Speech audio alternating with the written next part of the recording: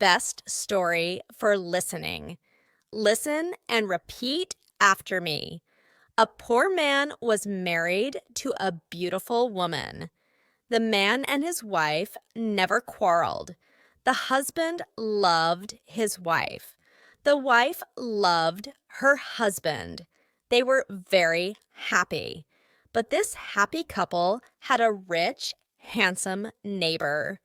He saw the poor man's beautiful wife, and he fell in love with her.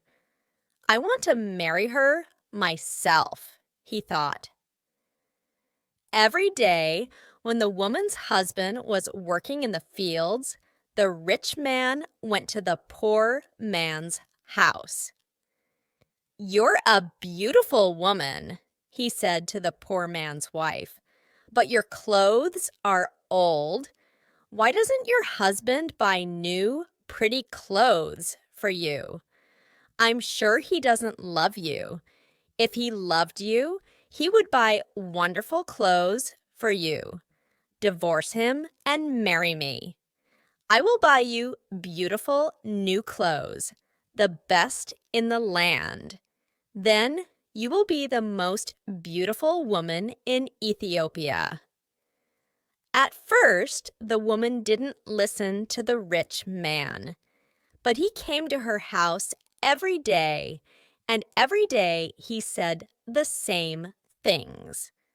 At last, she began to think, perhaps my neighbor is right. Why doesn't my husband buy beautiful new clothes for me? Perhaps he doesn't love me. That night, she said to her husband, "Look at me, husband.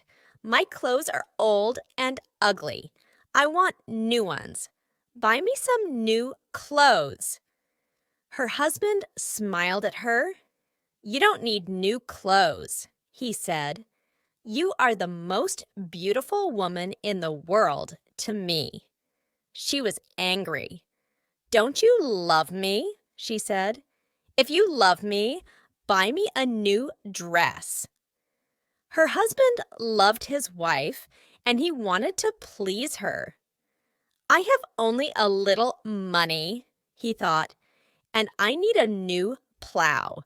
But I want my dear wife to be happy." So the next day, he went to the market, and he bought a new dress for his wife.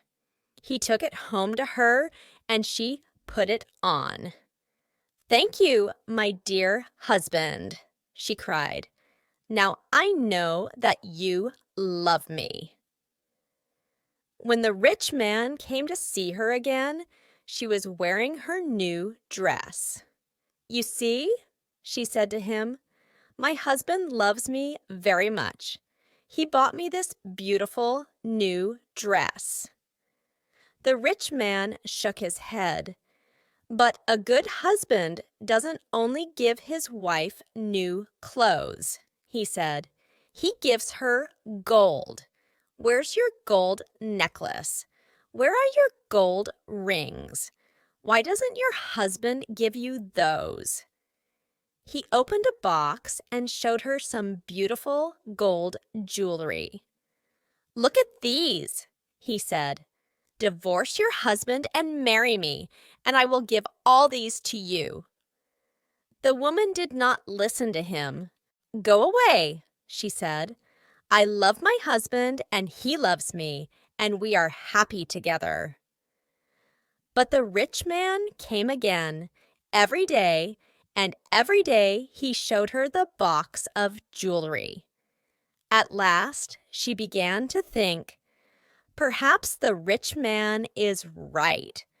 Why doesn't my husband buy gold for me? Doesn't he love me? That day, she didn't make a fire. She didn't cook a meal. Her husband came home late after a long day in the fields. He was tired and hungry. "There's no dinner for you tonight," his wife said. "You don't love me." "What?" her husband cried. "But my darling, I love you more than anything. You are the most wonderful person in the world. Then why don't you buy me some gold jewelry? She said. When a man loves his wife, he gives her a gold necklace and rings for her fingers. Her husband looked worried. I spent money on her new clothes, he thought. How can I find more for gold? I'll go and see my brother. Perhaps he will lend me the money. I must buy gold for my dear wife. I want her to be happy. The next day, he went to visit his brother. Lend me some money, brother, he said, and I will work for you in your field. All right, his brother said, but you must work hard. There are many stones in my field, and you must move them all away. Her husband agreed and took the money.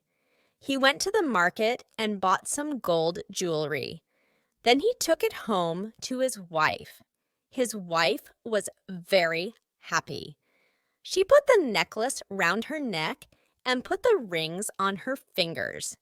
Look at me, she said. Am I not beautiful? You're very beautiful, her husband said. If you are happy, I am happy. She put her arms round his neck. Thank you, my dear husband, she said. Now I know that you love me. The next day, her husband went out very early, before the sun rose in the sky. He ran to his brother's field. It was covered with stones. I must work very hard now, he thought. I must start early and stop late. I must pay my debt to my brother. His wife was working happily at home. I'll make a wonderful dinner for my husband tonight, she thought. He gives me wonderful presents. He works hard for me. I know that he loves me. Hello? A voice called out. Are you there? The woman went outside. Her rich neighbor was there. Ah, it's you, the woman said. Listen, neighbor, you were wrong about my husband. Yesterday, he bought me this beautiful jewelry. He loves me very much, and I love him. I will not divorce him. I will not marry you. The rich man was worried.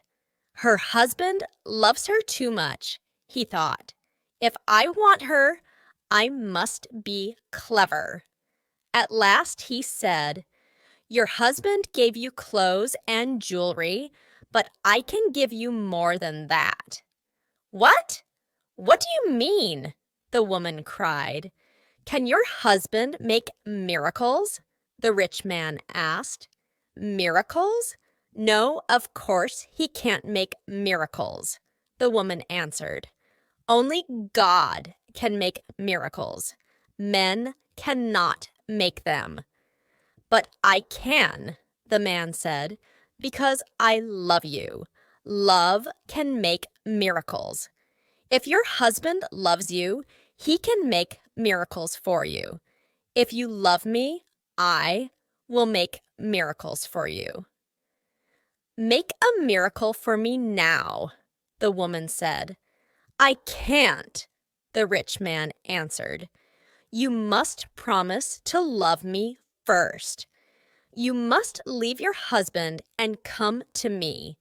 Then I will make wonderful, wonderful miracles for you. The woman said nothing, and the rich man went away. That night, the poor man came home late. He was very tired and hungry. His wife brought water for him, and he washed himself. She brought delicious food for him, and he ate it. My poor husband, she thought. He works so hard for me, and he is so tired and hungry. The rich man is foolish. How can my husband make miracles? It's impossible. But the next day, and the day after, and the day after that, the rich man came to her house again. "Did your husband make a miracle for you yesterday?" he asked the woman. "Leave him and love me, and I will make many, many miracles for you every day." At last, the women began to listen to him. One day, when her husband came home, she was sad. "Wife, dear wife, what is wrong with you?" cried her husband. "Are you sick?" "No," she said. "I'm sad because you do not love me." "What?" cried her husband. "But you know that I love you. I bought you new clothes. I bought you gold jewelry. You're the most precious thing in the world to me." "But you don't make miracles for me," his wife said. Her poor husband was very surprised. "Miracles? Of course I can't make miracles," he said. "Why do you want a miracle? Who gave you the idea?" "Our neighbor came to see me today," the woman said. "Love makes miracles," he said. "If a man loves a woman, he will make miracles for her." Her husband was very worried. "That wicked man wants to take my wife," he thought. "All this trouble comes from him. When he first came here, she wanted new clothes. Then she wanted gold jewelry.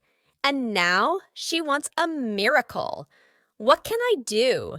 If I don't make a miracle, perhaps my wife will leave me and marry him." The next day, he went slowly to work in his brother's field. "I must pray," he thought. "Only God can help me now." He looked up to heaven. "Oh, Lord God," he prayed, "please help me to make a miracle.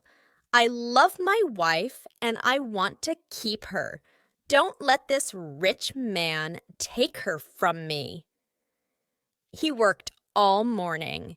He was moving stones from his brother's field. In the middle of the day, he sat down under a tree to rest. A man was sitting there already. "Who are you?" the poor man asked.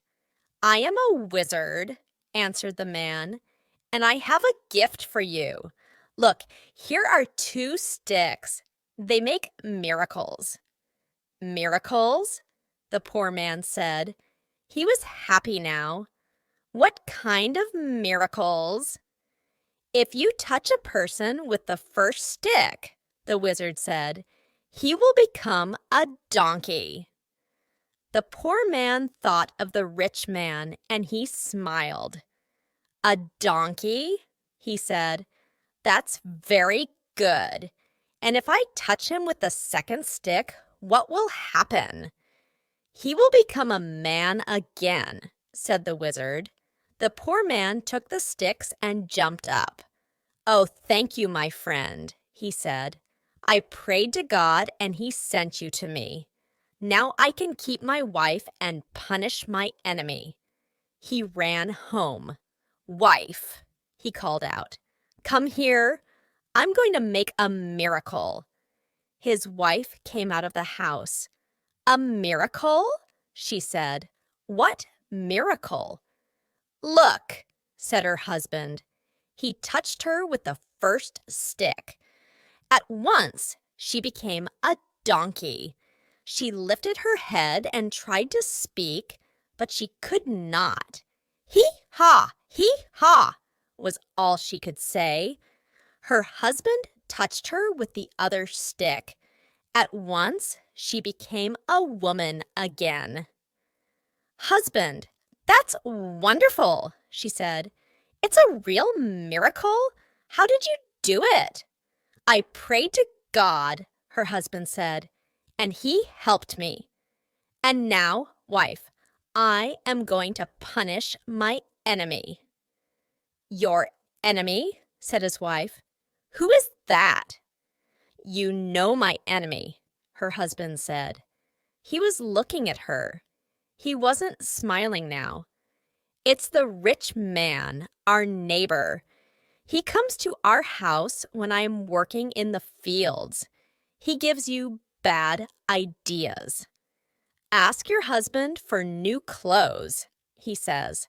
'Ask him for gold jewelry. Ask him for a miracle.' Am I right? Did our rich neighbor give you all these ideas?" His wife said nothing. "And did you listen to him?" her husband went on. His wife did not look at him. She was ashamed. "I'm sorry," she said. "It's true. He said all those things. He wanted me to divorce you and marry him, and I listened to him." "And do you want to divorce me and marry him?" her husband asked. She looked at him. Her eyes were full of tears. "No, dear husband, I want to stay with you forever, and I will never listen to him again." "Then take this stick," her husband said, "and touch the rich man with it." He gave his wife the first stick, but he hid the second one in the roof. The next day, he went to work. Soon, the rich man arrived at the woman's house. "Well," he asked her, "and can your husband make miracles yet?" "Yes," she said, and she touched him with the first stick. At once, the rich man changed into a donkey. "Now," said the woman, "you can go to work and help my dear husband." She took the donkey out to the fields. Her husband was working there. He was moving stones from his brother's field. "Ah," he said, "a donkey. Now I can finish the job quickly." From that day, the poor man gave the donkey many heavy loads to carry. The donkey carried stones away from the fields. It took sacks of teff to the market, and it brought flour and coffee home again. For many years, the donkey worked for the poor man. The poor man was not so poor now. The donkey was helping him. He was becoming richer. One day, the poor man looked at the donkey. It was tired and old. It stood still. Its head was bent down. The poor man was sorry for it. He went into his house and brought out the second stick. Then he touched the donkey with it. At once, the rich man stood there. But he was not a handsome young man now. He was old. His back was bent. He was very, very tired. "You tried to take my wife away from me," the poor man said. "That was wrong. Go home now. Don't look at other men's wives again." The rich man went away, and he never came back again.